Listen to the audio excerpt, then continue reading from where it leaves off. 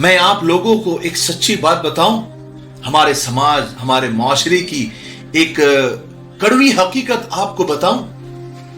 हमारे समाज, हमारे माशरे का अब ये कल्चर बनता जा रहा है, बल्कि यूं कहूं तो गलत नहीं होगा कि कल्चर बन चुका है। ये गंदी आदत बन चुकी है कि बीवियों को, यानी दूसरों की बेटियों को चाइना की मशीन की तरह समझ लिया गया है। जब तक काम चल रहा है तब तक तो ठीक है, वरना बदल दो, चेंज कर लो, या फिर बाप के घर वापस भेजकर अपनी जान छुड़ा लो। लोगों के दिमागों का खन्नास इतना बढ़ चुका है कि जिसकी इंतहा नहीं। मैं ये कहना चाहता हूं, जब इतना दम नहीं था तो शादी ही नहीं करते। जब मर्द आप थे ही नहीं तो बने क्यों? आप सुनिए, मैं आपको क्या बता रहा हूं। अस्सलाम वालेकुम दोस्तों, कैसे हो? उम्मीद है कि सब खैरियत से होंगे। अल्लाह आप लोगों को ऐसे ही खुश रखे। आजकल मुख्तलिफ किस्म के वाकयात मेरे सामने आते जा रहे हैं। अभी जुमा के दिन की बात है, एक सफेद दाढ़ी वाले बुजुर्ग मेरे पास आए और आंसुओं के साथ रो पड़े, क्योंकि उनकी बेटी को 6 महीने पहले ही घर भेज दिया गया था ससुराल वालों की तरफ से, और एक बच्ची पहले से ही जो बच्चों वाली है वो मुतल्लका घर में बैठी हुई है।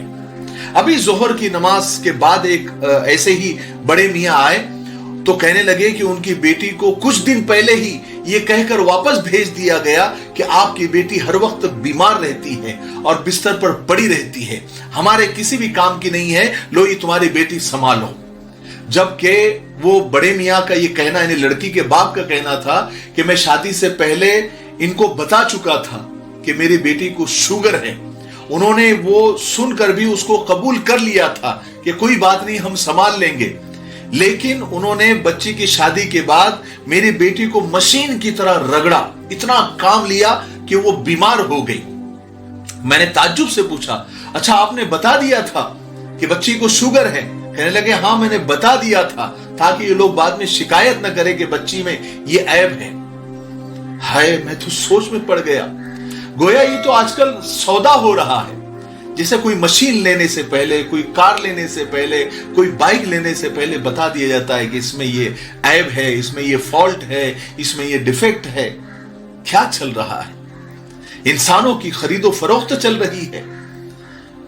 मशीन में ऐब बताकर दिया जा रहा है, और ऐब मालूम होते हुए भी जब तक काम चल रहा है, जब तक रखा जा रहा है, बाद में वापस भेज दिया जा रहा है।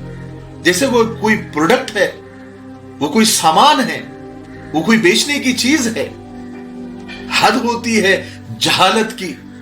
न जाने किसकी गलतियां हैं, लेकिन अब तक जितने भी घर को मैंने उजड़ते हुए देखा है या सुना है, लोगों से बातें की है, मैंने कई फैमिली मैटर में दोनों तरफ की बातें सुनी हैं, उसके बाद मैं इस नतीजे पर पहुंचा हूं। यह मेरा अपना तजुर्बा है। हो सकता है कि किसी और के तजुर्बे के उलट मैं बोल रहा हूं, लेकिन मैं तो अपने तजुर्बे की और अपने एक्सपीरियंस की रोशनी में ये बात कर रहा हूं कि अक्सर जितने घर उजड़ते हैं उसमें 70 से 80% गलतियों का और घर उजड़ने का जो सबब होता है वो मर्द होते हैं। मुझे माफ कर दीजिए अगर मैं गलत बोल रहा हूं। और मसाइल ऐसे कि न खत्म होने वाले बना दिए जाते हैं। ऊंट किस करवट बैठना चाहिए तो भी उसे बैठने नहीं दिया जाता, क्योंकि तकब्बुर, घमंड, अना, माल की गर्मी सर चढ़कर बोल रही होती है। अपनी अना, अपनी ईगो की खातिर लोग अपना घर बर्बाद कर देते हैं, लड़कियों की जिंदगियों का मजाक बना देते हैं। शर्म नाम की तो कोई चीज बाकी ही नहीं रही। फिर दूसरी शादी करते वक्त फिर ये बात छुपाते फिरते हैं कि हमारे बेटे को तलाक देने का काफी तजुर्बा है। ये भी तो लोगों को बताइए। जब दूसरों के ऐब मालूम करके, दूसरों की बेटियों के ऐब मालूम करके शादियां करते हैं, तो जब अपने बेटे की दूसरी शादी करते हैं तो ये ऐब भी लोगों को बताइए कि मेरे बेटे को तलाक देने का बड़ा तजुर्बा है, दूसरों की बेटियों को सताने का बड़ा तजुर्बा है। मुझे नहीं मालूम कि आप क्या सोचेंगे, लेकिन वाकई ये चीजें बहुत दुख देती है। मैं तो ये कहता हूं कि मर्द है तो मर्द बनकर रहें। मर्दानगी ये नहीं कि मामूली मामूली सी बातों पर घर को उजाड़ दिया जाए और दूसरों की बेटियों का तमाशा बना दिया जाए और जिंदगी भर के लिए उन्हें बेयार और मददगार छोड़ दिया जाए। अल्लाह के लिए ऐसा मत करिए। बस असल बात तो यह है कि लोगों के अंदर आजिजी नहीं रही, इनकिसारी नहीं रही, उन्हें घमंड आ गया है। किसी को अपने खानदान का घमंड है, किसी को माल का घमंड है, किसी के पास तो दोनों भी नहीं है।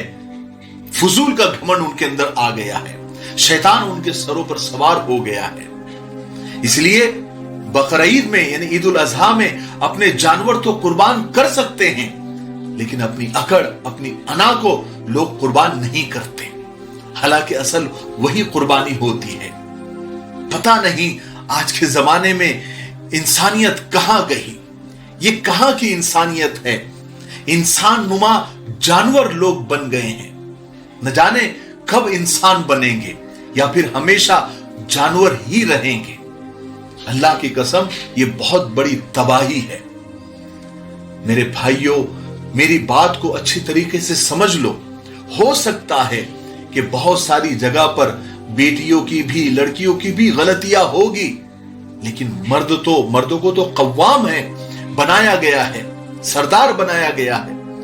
तो सरदार तो सबको समेट लेने का ओहदा होता है, सबको बर्दाश्त करने की वो कुर्सी होती है जहां पर तुम शौहर बनकर बैठे हो। इसलिए मर्द की जिम्मेदारी ज्यादा होती है कि वो बर्दाश्त कर ले, वो संभाल के ले ले जहां तक उससे मुमकिन हो सकता है।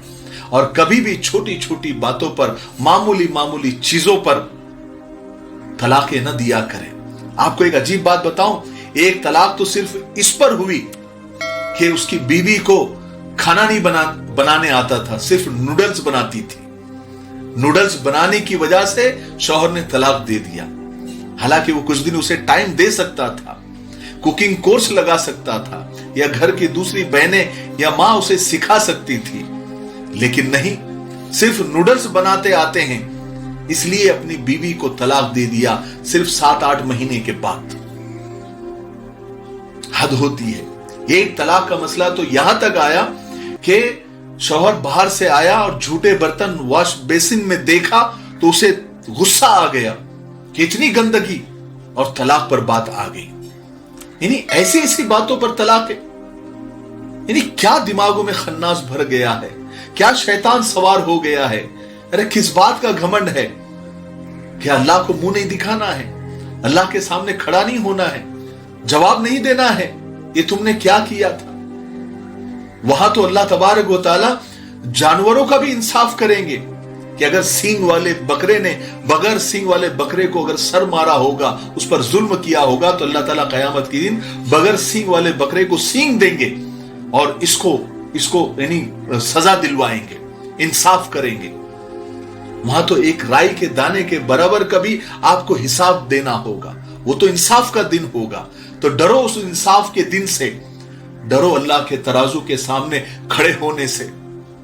किसी की बेटी की जिंदगी तबाह करने से पहले 100 बार नहीं, 1000 बार, लाख बार सोचिए, और जितना समेट सकते हैं उतना समेट लीजिए। ठीक है, मुझे उम्मीद है कि आज की बातों से आपको कुछ सीखने को मिला होगा। तब तक मेरे लिए, पूरी उम्मत के लिए, पूरी इंसानियत, पूरी मानवता के लिए और हमारे प्यारे मुल्क भारत के लिए और यहाँ की अमन, शांति, तरक्की, उन्नति के लिए खूब दुआएं करते रहे। अस्सलाम वालेकुम व रहमतुल्लाहि व बरकातहू।